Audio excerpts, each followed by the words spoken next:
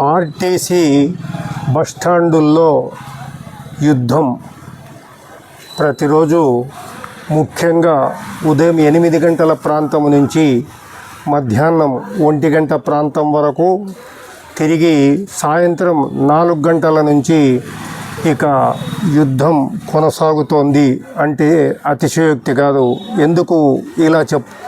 ఎందుకు యుద్ధం అని చెబుతున్నాడు? ఆర్టీసీ బస్టాండుల్లో యుద్ధం ఏంటి అనుకుంటున్నారా? అక్కడి పరిస్థితిని సమీక్షించిన ప్రతి ఒక్కరూ ఇదే అభిప్రాయాన్ని వ్యక్తం చేస్తున్నారు. నేను కూడా ఇటీవల గత 15 రోజుల్లోనే 3 చోట్లకు ప్రయాణం చేయడం జరిగింది. ఇటువైపు అహోబిలం వెళ్ళాలని ఆళ్ళగడ్డ వెళ్ళడం, అటు నుంచి అహోబిలానికి ప్రయత్నిస్తే మన ముందే బస్సులు 3, 4, 5 వస్తున్నాయి, కానీ ఏ బస్సులో కూడా కనీసం పాదం మోపటానికి కూడా వీలు లేనంత రద్దీ. ఒక బస్సు వచ్చిందంటే ఆ బస్సు కెపాసిటీకి మించి 2 బస్సులమైన మంది ఆ బస్సు వచ్చి స్టాప్లో ఆగిన వెంటనే బస్సు చుట్టూ ముసురుకుంటున్నారు.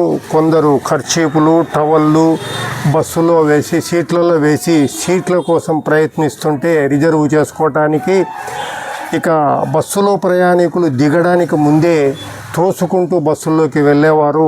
చూస్తే ఏతావాత ఒక యుద్ధ వాతావరణాన్ని తలపిస్తుంది. ఏదో ఒక బస్సు అంటే చాలాసేపటి నుంచి బస్సు రాకపోవటం వల్ల ఈ రద్దీ వాతావరణం ఉందేమో అనుకోవచ్చు, కానీ అలా కాదు. మనం బనగానపల్లి బస్టాండే అని కాదు, అన్ని బస్టాండుల్లో కూడా ఇదే పరిస్థితి కనిపిస్తున్నట్లు సమాచారం వెల్లడవుతోంది. నిన్న కూడా బేతంచెర్లకు వెళ్ళాలని బస్టాండుకు వెళితే మా ముందే దాదాపు 4 బస్సుల వరకు వచ్చాయి, కానీ ఏ బస్సుల్లో కూడా సీటు అన్నదే లభ్యం కాలేదు. సీటు లేకున్నా పర్వాలేదు, కేవలం 1 అవర్ ప్రయాణము నించొని వెళ్దామని ప్రయత్నిస్తే కూడా బస్సు లోపలికి వెళ్ళటానికి కూడా అవకాశం లేని పరిస్థితి.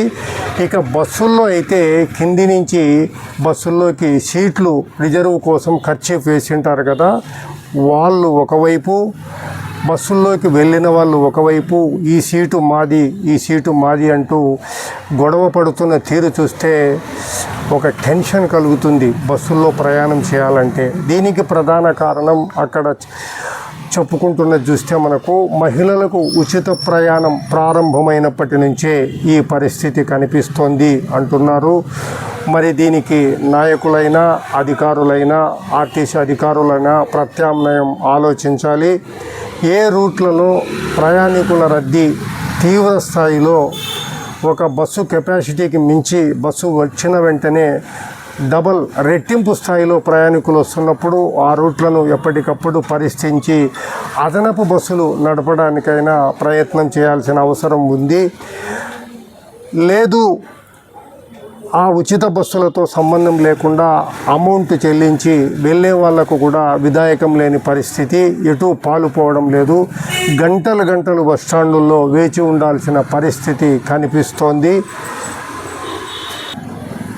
దీనికి తోడు అక్కడ కొంతమంది చెప్పుకుంటున్న సమాచారాన్ని పరిశీలించినప్పుడు చాలా వరకు బనగానపల్లి నుంచి కర్నూలుకు వెళ్ళే బస్సులను చాలా వరకు రద్దు చేశారు అన్న సమాచారం కూడా తెలుస్తూ ఉంది. ఆ సమాచారం ఎలా ఉన్నా కూడా ముఖ్యంగా బస్సుల్లో మహిళలకు ఉచిత ప్రయాణం పెట్టినప్పటి నుంచే ఈ సమస్య వస్తోందని, దీనికి సంబంధించి ఇక ప్రత్యామ్నాయం అంటే బస్సులు అదనంగా నడపడం తప్ప మరో పరిస్థితి లేదు. ఇప్పటికైనా రద్దీగా ఉండే రూట్లలోనైనా కనీసం అదనపు బస్సులు నడపాలని ప్రయాణికులు కోరుతున్నారు. ఎందుకంటే చిన్నపిల్లలు ఉన్న ప్రయాణికులు, వృద్ధులు ఉన్న ప్రయాణికులు ఆ బస్సుల్లో వెళ్ళాలంటే తల ప్రాణం తోకకొచ్చినంత పని అవుతుంది.